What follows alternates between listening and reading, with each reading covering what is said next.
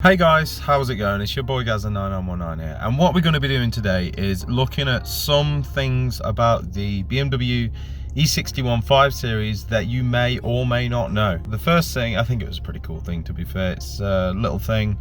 It's basically on the belly pan, it's got E61 engraved into it, and I just think that's a pretty cool little touch. The next thing is that with the sat-nav, you know, you might think, well, how do I update this? Have I got to plug a computer in it to update? And no, you haven't, because this little slot here where it says DVD, this is basically the software for your sat-nav. So as you can see here, it didn't want me to have the DVD. When it actually lets me have the DVD, there we go, I'll pull it out a bit better this time. You can see I've updated mine. Usually as standard, I'm quite sure these come with 1995 to 2005. Obviously this is massively out of date, so I've had to get a newer one. This still isn't like fully up to date, but it's obviously better, and there's a lot more roads on there than what there would have been on the older DVD. But yeah, that is how you would update your sat-nav. Now the next thing is sort of one of those small things, but I think it's really cool, and to be fair, I don't think I would have noticed it unless I accidentally slipped. So I found out that this actually extends, and I didn't know that.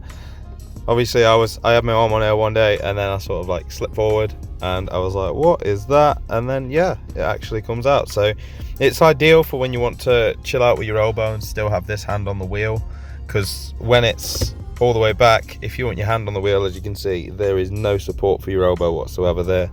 So it's quite nice, so you can have a more relaxed drive. On to the next thing, and this is something I'm sort of learned about recently, and it's sort of a bit of forum knowledge because I've done a bit of research into it. Obviously, as a lot of you will probably know, with the BMW 5 Series E60, E61, that when you unlock the car, you have an option to turn on homing lights where your halos will come on and whatnot, and yeah, whenever you unlock the car, they'll come on, and then you lock the car, they'll turn themselves off. I noticed that my car didn't do that when I had the function activated, so I've looked on the forums a bit, and it turns out that if your battery is sort of on its way out slowly, it will cut off non-essential things to obviously preserve the battery life. So I'm quite confident that's what it is. Obviously I might be wrong, this is just going by hearsay, but it would make a lot of sense. Now the next thing, I know the video is titled things that you may not know, and a lot of people will know about this, but this is just for like anybody who doesn't know, because it is quite a serious thing to be concerned about. And that is of course the swell flaps in the engine. These are very prone to failing, especially on the high mileage examples, because they're made of plastic. And especially if you don't drive the car much, carbon deposits build up, they eventually break these off, they go into the combustion chamber, and they get destroyed and kill the engine basically. So there's a couple of steps you can do to this. You can either change them for metal ones, which obviously with them being metal they'll last, or you can get blanking plates and you can map the swirl flaps out completely. Now this next thing is a pretty cool thing, what BMW does, and with the key fob, when you put it into the cassette slot, it will actually recharge itself. But what you want to make sure you do is you want to make sure you use your spare fob as well, otherwise you're just going to leave that on the side, and then when it comes time to use it, it's going to be dead. So obviously it is good to sort of alternate between the fobs. The next thing is, with these cars, BMW didn't really tend to make decent 4-cylinder engines, and therefore that makes anything sort of below the 525 like quite unreliable. The 520, and I think it's the same for the 320s of the generation, like this sort of era, they were prone to timing chain failures, because on the 2-litre engines they had a thinner timing chain, and therefore this lasted longer. And obviously with the 525, it's like sort of double in thickness, and the 530 and so on. So this is why I'd strongly recommend, if you are getting one, you'd want to go sort of 525 or higher, Also, the 520s are very well known to be very problematic engines.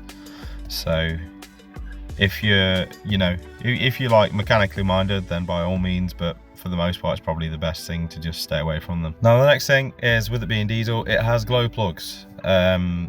These are very funny to change.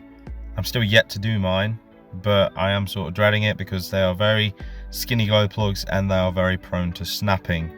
The problem with this, if they snap, you've got to strip the whole top of the engine off to try and get the damn things out again. So you sort of want to avoid that. I have watched a video.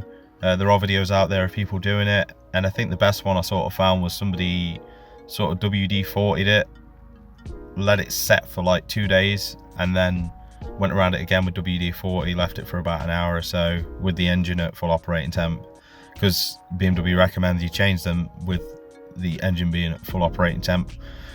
And yeah, basically cross your fingers, just do it very slowly, don't rush it, and from what I've been reading and from what I've seen, it should be fine. The next thing is that if you flash while the keys are out of the ignition, the lights will come on. And I think it's a sort of like if you live in a dark area and it helps you get home, so you can see your door and whatever you're doing. The next thing on the list is in the glove box, and that is, ignore all the crap, this is a Valetin Key. Obviously this hasn't got one in at the moment, but this would be when you go to, like, say a really posh place or a nice place and a Valetin service is on the go. This would obviously let the valet drive the car and park the car. I think there are restrictions, I forget what they are, but there are certain restrictions on it, on what he can and can't do with that key. I'm still lacking a bit of knowledge on that. And also, this is where your 6 CD changer is.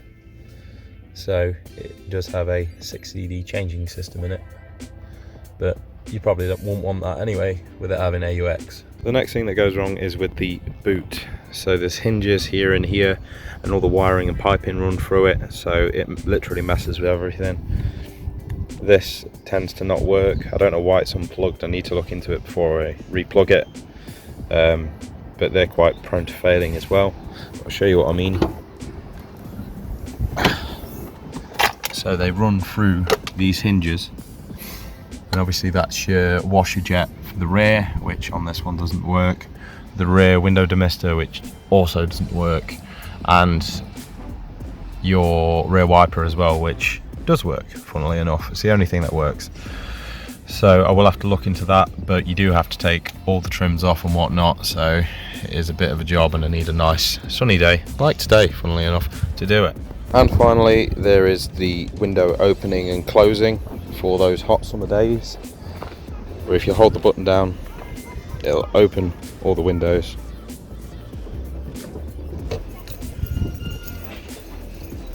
And then if you hold the lock button down, it will close them all again.